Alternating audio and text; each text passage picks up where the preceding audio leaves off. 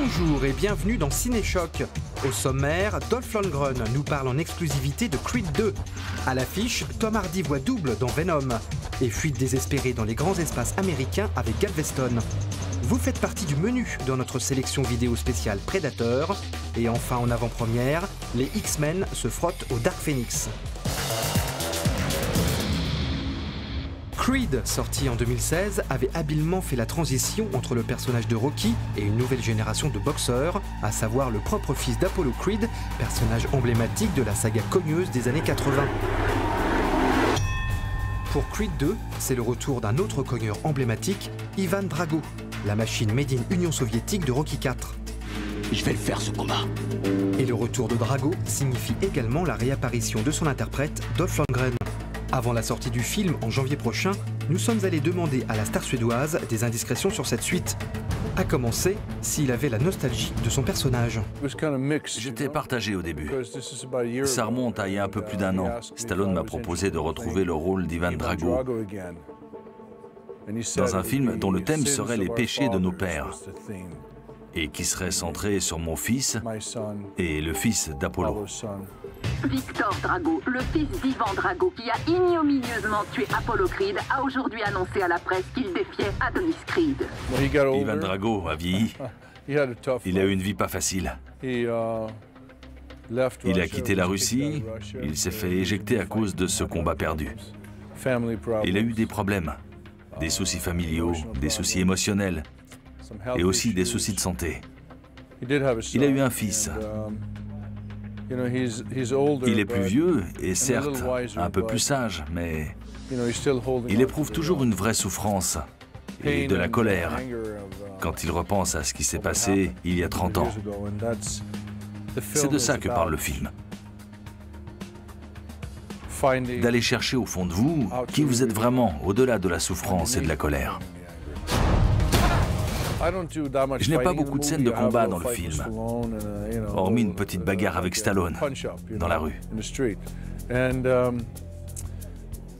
Mais je suis censé entraîner mon fils, alors il fallait quand même que je sois en forme. Et je voulais ressembler à un homme d'âge mûr qui prend soin de lui. Florian, qui incarne mon fils, est quelqu'un que j'aime bien. Il est plutôt costaud. On fait à peu près la même taille et le même poids. C'était un très bon choix pour le rôle, parce que c'est quelqu'un d'à la fois fort et gentil, avec une part de vulnérabilité. Ça fait partie de sa personnalité. On s'est entraîné ensemble une fois ou deux. Il est comme son personnage. Quand je suis monté sur le ring, c'était pas que pour moi.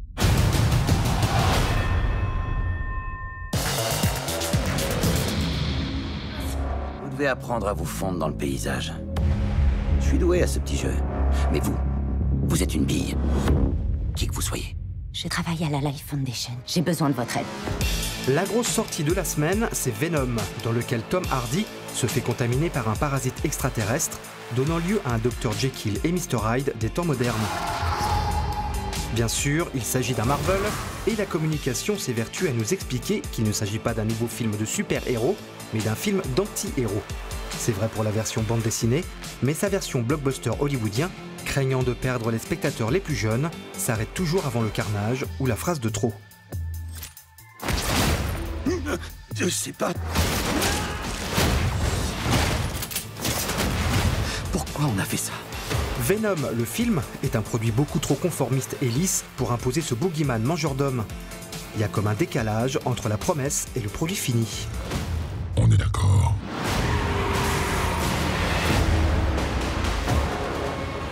Vous êtes prêt à sacrifier la seule chose à laquelle vous tenez?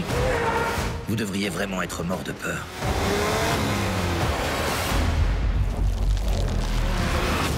Vous êtes quoi, bordel?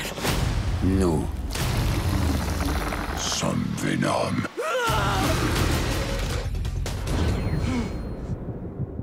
Viens, foulon.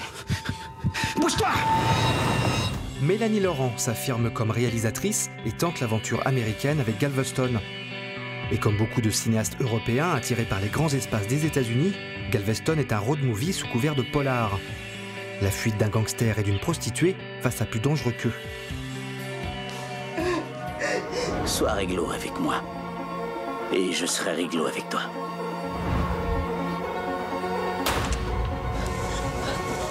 Démarre. Putain, c'était quoi ça? C'est ma sœur Tiffany. Je vais veiller sur elle maintenant. Tu l'entraînes dans nos histoires, tu as pensé à ça? C'est vos filles? Mes nièces. Vous êtes qui, en fait? Je suis qu'un gars qui a fait son possible pour sortir deux gamines de leur merde. Je veux juste que ce gars comprenne le message, ok? Ok!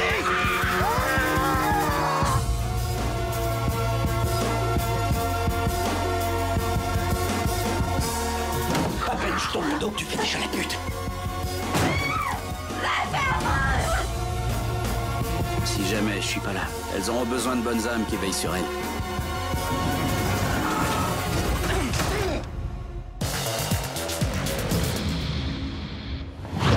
La chasse à l'homme est ouverte dans notre sélection vidéo spéciale Predator. Jurassic World embauche le réalisateur Juan Antonio Bayona pour sa suite Fallen Kingdom. Les héros du premier opus repartent sur l'île afin de sauver les dinosaures pendant qu'une éruption volcanique fait rage. Mais alors qu'ils croyaient être employés par des défenseurs des animaux, ils se rendent compte une fois revenus au pays que les dinos vont être vendus aux plus offrants. Cette suite laisse de côté l'exotisme du premier film pour une approche plus gothique et sombre. Pas étonnant que les producteurs aient choisi le réalisateur de l'orphelinat pour assurer cette suite. Et le résultat est plutôt inégal.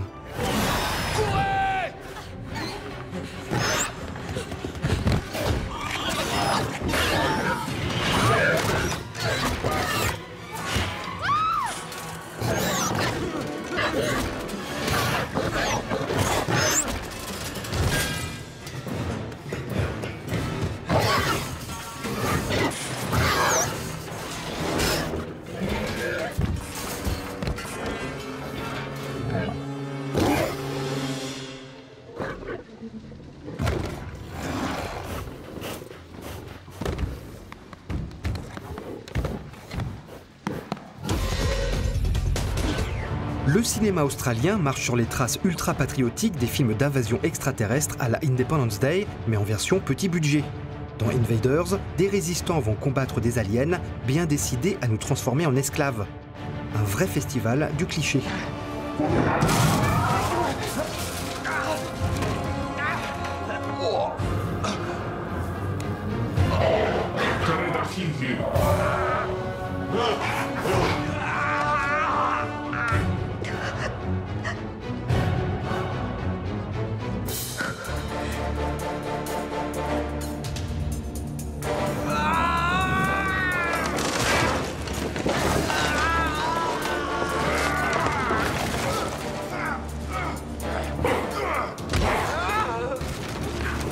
Allez-y, maintenez-le! Allez, maintenez-le! Maintenez-le à terre! Arnold, ne lâche pas!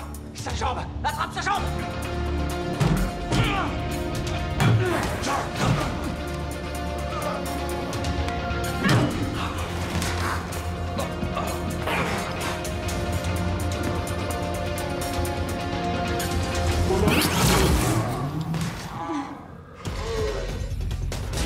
Orion Predator, on termine par un bon film de serpent géant. Quoique l'adjectif bon n'est peut-être pas vraiment adéquat pour Snake Outta Compton. Le réalisateur Hank Braxton et son équipe se sont bien amusés à filmer des personnages totalement dégénérés face à un reptile en image de synthèse approximative. Autant lâcher un boa constrictor dans un magasin de porcelaine.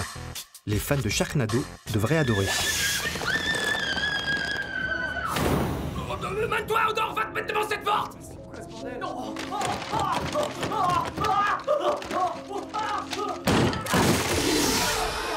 Allez, parti, c'est parti, veuillez garder votre sang-froid.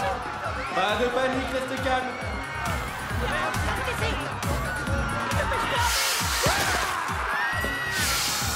Dégage, dégage!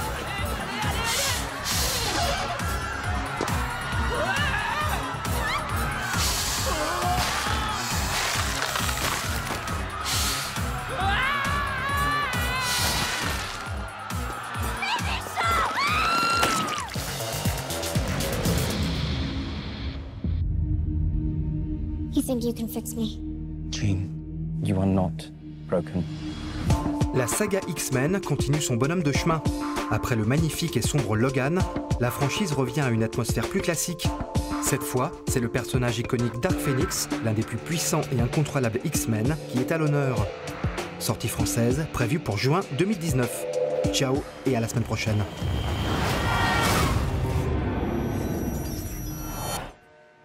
There's another word for that. I came looking for answers. You feel like you don't belong here. You don't. They can't begin to comprehend what you are. She's changing. And what? You didn't come here looking for answers. You came here looking for permission. Jean. She's all rage, pain, and it's all coming out at once. Jean lost control, but she's still our friend. This is your fault, Charles. The world is on the brink. I'm sorry I didn't stop it sooner. You're always sorry, Charles. And there's always a speech. And nobody cares. There's still hope. Don't do this. They're right to fear me. I've seen evil. And I'm looking at it now.